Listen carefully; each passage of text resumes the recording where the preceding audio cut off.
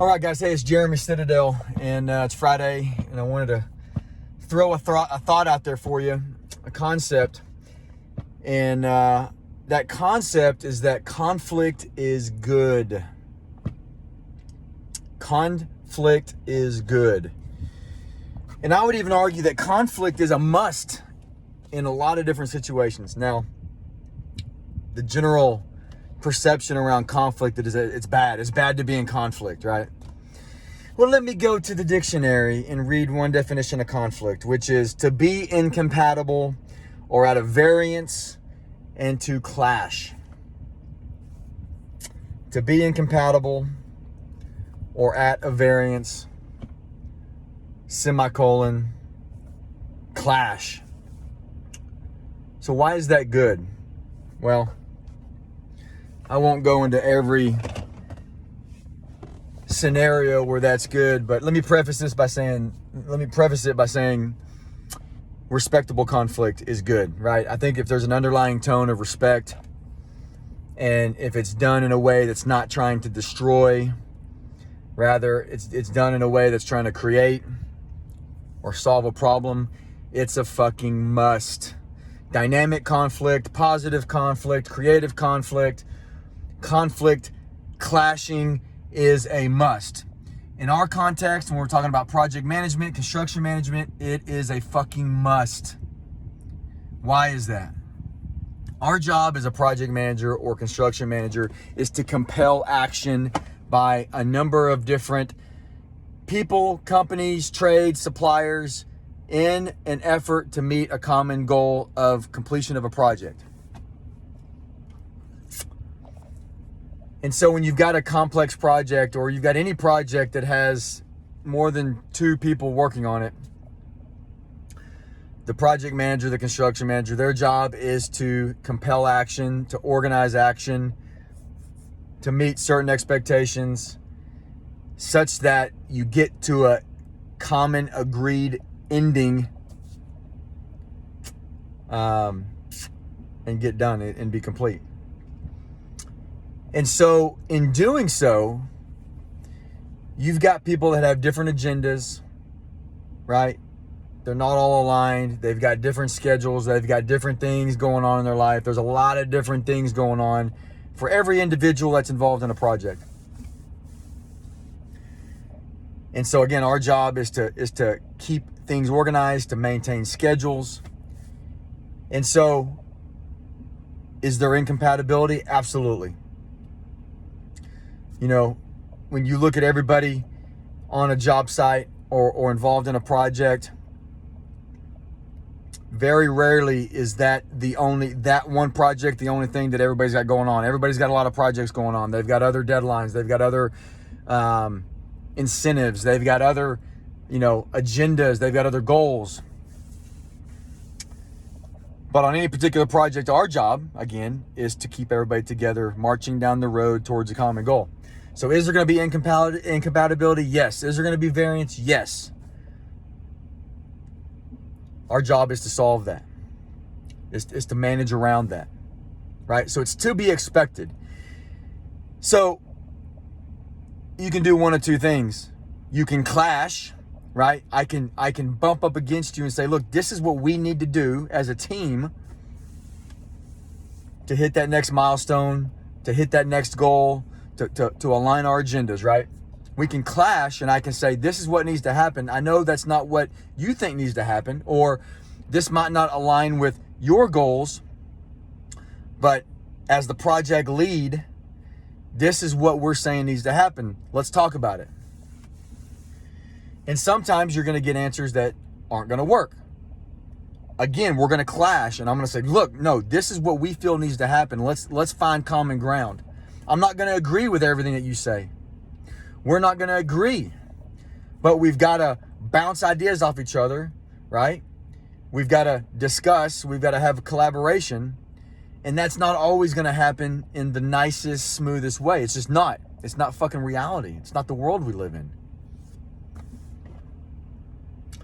So in that situation, it's okay to clash, right? I'm going to push. You're going to push back. We're going to find common goals. right? There's always going to be incompatibility. There's always going to be that, right? We live in a complicated world. We live in a complicated reality. When you got commodity prices doing what they're doing, you've got equipment, lead times doing what they're doing, logistics, supply chains, especially in construction, that are all fucked up right now. There's going to be incompatibility. It's just a reality. And you can either agree with it or you can push it off, right? When I got started in construction, it was in a different age of construction. I'm not that old, but I'm old enough that I saw a different era where it was a real command and control structure. Top-down command, right? The general contractor, the superintendent, project manager pushed down and told everybody what to do, regardless of you know, whatever anybody else had going on. It was a real, you know, conflict heavy. It was a real pressurized, you're going to fucking do what I tell you to do. Real aggressive communication. That doesn't work today. It is more collaboration, right? It is more of a creative, let's put our minds together and figure out how to solve this together. But that doesn't alleviate conflict. We are super pro collaboration. We want to get everybody involved in decision making as much as possible. But again, you're not going to always have alignment. If you don't do that, if you don't create conflict, a dynamic conflict, then projects tend to get off the rail, right? If everybody's given the ability to dictate their own terms you know, as far as timelines and as far as needs, right? Those different agendas that everybody has, the different stories that everybody has, the different incentives that everybody has, will drive a project off the rail. It'll drive it past schedule. It's going to be an uncontrolled mess. So there's got to be an alignment which involves conflict. Why am I speaking about this right now with a little bit of intensity and passion? Well, we had an instance where on a project that we're managing right now, we're towards the end of it, right? We've got a few weeks left. And so every decision is super critical. Every action is really critical right now because we don't have any buffer time. We don't have any extra time left to explore options. And we don't have any time left to really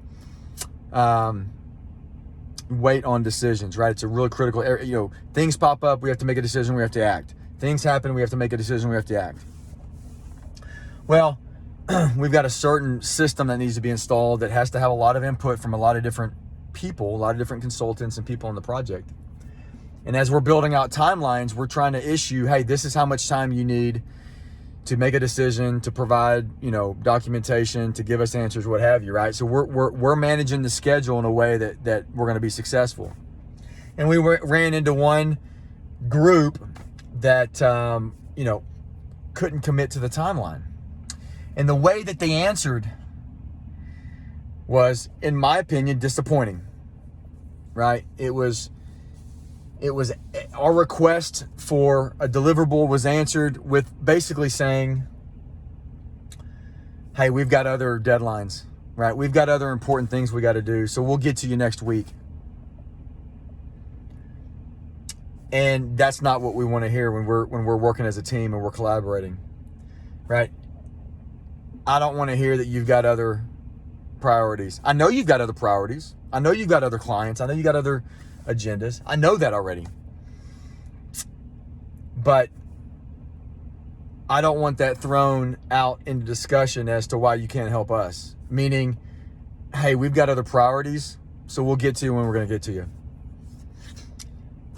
As a construction manager, as a project manager, the way we manage projects, most of the time, okay, we'll get to it next. We don't have next week.